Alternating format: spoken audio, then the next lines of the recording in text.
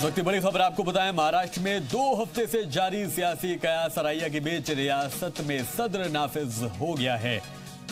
सद्र राज नाफिज को कर दिया गया है। गवर्नर भगत सिंह कोश्यारी की सिफारिश पर सद्र रामनाथ कोविंद ने मुहर लगा दी है। हालांकि शिवसेना के नाकामी के बाद गवर्नर से एनसीपी को आज रात 8:30 बजे तक अस्तरियत साफ करने के लिए बात भी कही गई थी, लेकिन मौजूदा हालात को देखते हुए गवर्नर ने सद्र राज के हालात का हवाला देते हुए नाफिज करने की सिफारिश कर दी। उधर गवर्नर के फैसले से नाराज शिवसेना सुप्रीम कोर्ट पहुंच गई है, तो कांग्रेस के मरकजी लीडरान महाराष्ट्र पहुंचकर कांग्रेस और एनसीपी लीडरान से मुलाकात भी कर रहे हैं। वाज़ेह रहे कि रियासत में एनडीए को अक्सरियत मिलने के बाद सीएम महोदय को लेकर बीजेपी शिवसेना का आमना सामना हो गया।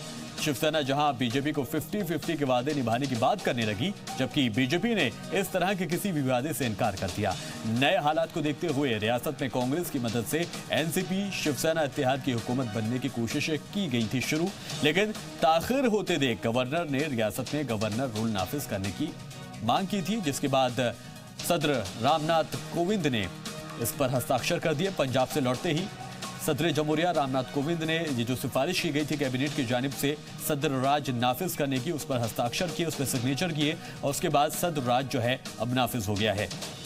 तो 24 अक्टूबर को जो नतीजे आए थे उसके बाद से गहमा गहमी रस्साकशी का जो दौर था वो चलता रहा। कभी लगा कि शिवसेना और भाजपा की सरकार बन जाएगी, उसके बाद ये बारी आती है कि सीएम कौन होगा। इस बात को लेकर दोनों पार्टियों में, शिवसेना में, भारतीय जनता पार्टी में इख्तिलाफ देखने को मिला। इसके बाद सीएम कुर्सी को लेकर खींचातान शुरू हो गई और दोनों ही जगहों पर जो हालात थे वो कशीदा ही रहे। इसके बाद आगे बढ़कर शिवसेना ने जैसे कि 25 से 30 साल पुराना जो उनका गठबंधन था उसको तोड़ने का फैसला किया। कैबिनेट में जो वजीर थे उन्होंने इस्तीफा दिया। तो मेम अफजल कांग्रेस के लीडर सीधे तौर पर हमला कर रहे थे भाजपा के ऊपर और कह रहे थे कि जिस तरह से सद्र राज नाफिज हो गया है उससे जो भाजपा की इमेज है वो डाउन होगी। ज्यादा अपडेट के लिए आशिफ इकबाल हमारे रिपोर्टर हमारे साथ जुड़ गए हैं। आशिफ इकबाल, आज यही लग रहा था जिस तरह से कैबिनेट ने सिफारिश की थी कि वहां पर सद्र राज नाफिज कर दिया जाए, उसके बाद पंजाब से सदर जमहूरिया रामनाथ कोविंद आते हैं और आते ही वो हस्ताक्षर कर देते हैं। अब आगे क्या?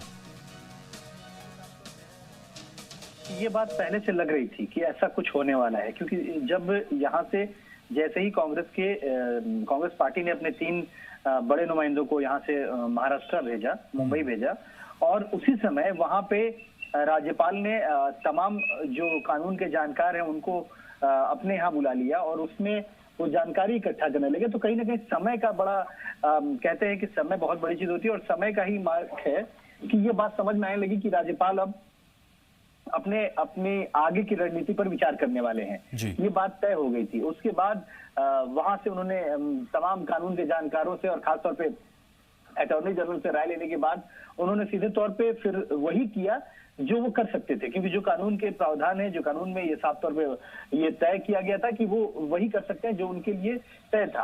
और उसी तरीके से उन्होंने सीधे तौर पे संस्था भेज दिया सेंट्रल गवर्नमेंट को। सेंट्रल गवर्नमेंट की कैबिनेट हुई, कैबिनेट में तुरंत अनुशंसा को पास कर दिया गया, राष्ट्रपति के पास चला गया अनुमोदन के लिए और अनुमोदित कर दिया राष्ट्रपति ने कि अब वहां राष्ट्रपति शासन लगा दिया गया।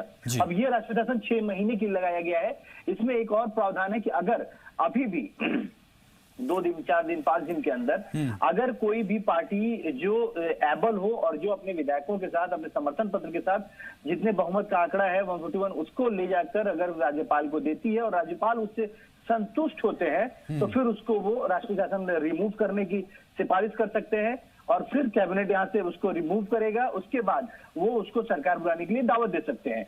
लेकिन क्योंकि टाइमिंग बाउंडेशन की थी, इसको लेकर शिवसेना सीधे तौर पे सुप्रीम कोर्ट पहुंच गई और उसने सुप्रीम कोर्ट से कहा कि जब आज शाम 8 बजे का वक्त खुद से राज्यपाल ने दे रखा था एनसीपी को, तो इतनी जल्दीबाजी क्यों थी उनको राष्ट्रीय शासन लागू करने की। इसको लेकर सुप्रीम कोर्ट पहुंची हुई शिवसेना, लेकिन अभी उस पर अभी एडमिट नहीं हुआ वो मामला। उस पर अभी देखना होगा क्योंकि जो वकील हैं सरकार के, महाराष्ट्र सरकार के, उन्होंने कहा कि अभी तक उनके पास वो पिटीशन नहीं पड़ा है जिसको वो पढ़ के बता सके कि आखिर उस पिटीशन में क्या क्या एक्सक्यूज दिए हैं, क्या क्या चीजें रखी हैं कानून के विरुद्ध, जो कानूनी भाषा में कहें कि उसको किस तरीके से एग्जामिन करना है। तो अभी थोड़ा सा वक्त उसमें लगने वाला है। आशिफ, जो सवाल शिवसेना ने किया जिसको लेकर वो सुप्रीम कोर्ट पहुंची, यह जाहिर सी बात है ये सवाल हर किसी की जुबान पर है। जब आज 8:30 बजे तक का वक्त दिया गया था गवर्नर की तरफ से, तो आखिर इतनी जल्दबाजी क्यों कि सदर राज नाफिज करने की सिफारिश कर दी गई? देखिए, साफ तौर पे कि ये विशेषाधिकार होता है राज्यपाल का, क्योंकि आप वक्त की अगर बात करें तो वक्त बहुत ज्यादा हो गया था, क्योंकि सरकार बनने के 14 दिन हो चुके हैं। 24 अक्टूबर को रिजल्ट आ चुके हैं और उसके बाद आज आप समझिए कि 12 नवंबर है। तो ये साफ तौर है कि एक वक्त बीत चुका था, बहुत लंबा वक्त हो रहा था, और ये कहीं ना कहीं से राज्यपाल के ही पेशेंस पे था कि वो राज्यपाल कितने दौर तक इसको खींचते हैं या फिर क्या करते हैं, आगे उनकी क्या रणनीति होगी। देखिए, दूसरे पार्टी को दिया, फिर तीसरी पार्टी को भी उन्होंने एक विधिवत तौर पे उन्होंने कहा कि सरकार बनाने का न्योता दे दिया था, लेकिन तीसरी पार्टी को भी अभी वक्त चाहिए था, जैसा कि जो खबरें आ रही हैं। तो उसके बाद उनके पास यही एक रास्ता था जो वो करना चाहते थे और जो उन्होंने किया है। ठीक है आशिफ, शुक्रिया तमाम जानकारी के लिए। तो गवर्नर रूल जो है, सदराज जो है वो नाफिज हो गया है वहां पर, और अब देखना यही होगा कि आगे जो है किस तरह से सियासी पार्टियां अपने तालमेल को बिठाने की कोशिश करती हैं और इक्तिदार में आने की कोशिश करती हैं। तमिलनाडु हाईकोर्ट की सख्ती के बावजूद सियासी होर्डिंग पर हुकूमत लगाम नहीं लगा पा रही है। चेन्नई की सुभाश्री के बाद कोयम्बटूर में 30 साला खातून को एक ट्रक ने टक्कर मार दी। स्कूटर पर सवार खातून ने इसके लिए सड़क पर लगे AIADMK के फ्लैग पोल से बचने की कोशिश बताया है। हालांकि जख्मी हालत में खातून जेर इलाज है, जबकि पुलिस ने ट्रक ड्राइवर के खिलाफ मामला दर्ज कर लिया है। यह पहली बार नहीं है जब AIADMK की पार्टी के फ्लैग पोल या बैनर की वजह से कोई खातून हादसे का शिकार हुई हो। इससे पहले भी सितंबर महीने में खातून इंजीनियर को टैंकर ने रौंद दिया था, उसके मौके पर ही मौत हो गई थी। 23 साल की इंजीनियर सुभाश्री के ऊपर AIADMK का होर्डिंग गिरा, जिससे वो अपना तवाजुन खोकर सड़क पर गिर गई और पीछे से आ रही टैंकर ने उसे रौंद दिया। एक के बाद एक हो रहे हादसे के बाद अपोजिशन जमातों ने DMK ने इसके लिए रियासती हुकूमत को जिम्मेदार ठहराया है। पार्टी तर्जुमान सरवनन का कहना है कि अदालत की सख्ती के बावजूद रियासती हुकूमत अपने हामियों के खिलाफ कार्रवाई नहीं कर पा रही है, जिससे रियासत भर में होर्डिंग्स की दहशत बरकरार है। इस मौके पर DMK तर्जुमान A सरवनन ने हादसात के लिए रियासती हुकूमत को जिम्मेदार ठहराया। मुल्क के पहले वजीर तालीम, अजीम सहाफ़ी और कौमी यकजहती के अलमबरदार मौलाना अबुल कलाम आज़ाद के यौम पैदाइश की धूम कल पूरे मुल्क में देखी गई। इस मौके पर आंध्र प्रदेश में बड़ी तकरीब का इनेकाद किया गया, जिसमें CM जगन मोहन रेड्डी ने तालीम से जुड़े लोगों को एजाज से नवाजा। इस दौरान तालीमी शोबे में बेहतर काम करने वालों को इनामात भी दिए गए। तकरीब में CM जगन मोहन ने अंग्रेजी तालीम पर जोर दिया। वाज़ेह रहे कि रियासती हुकूमत ने सभी तालीमी इदारों में तेलुगु की जगह अंग्रेजी को लाजमी कर दिया है। हालांकि इस फैसले को लेकर अपोजिशन जमातें जगन मोहन हुकूमत पर रियासती सकाफत से खिलवाड़ करने का इल्जाम लगा रही हैं। కారణం ఏంటంటే ఇవాళ మన పిల్లలు ఇంగ్లీష్ మీడియంలో చదవకపోతే నష్టపోయేది ఎవరు అని అంటే మన రాష్ట్రం నష్టపోతుంది, మన జాతి నష్టపోతుంది।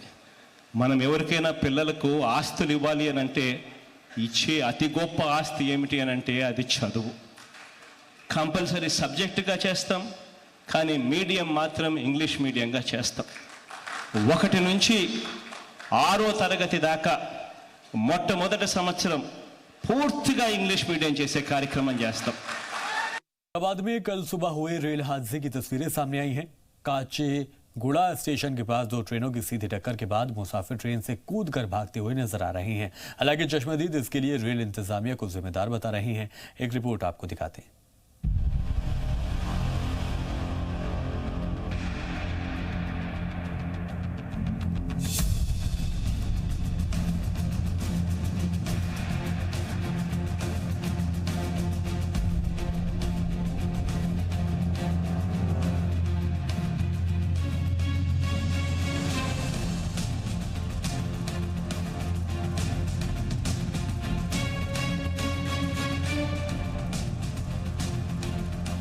हैदराबाद के काचीगुड़ा स्टेशन के पास 2 ट्रेनों की सीधी टक्कर की यह तस्वीर कल सुबह की है। जहां आज सुबह कांगो एक्सप्रेस और एक पैसेंजर ट्रेन आपस में भिड़ गई।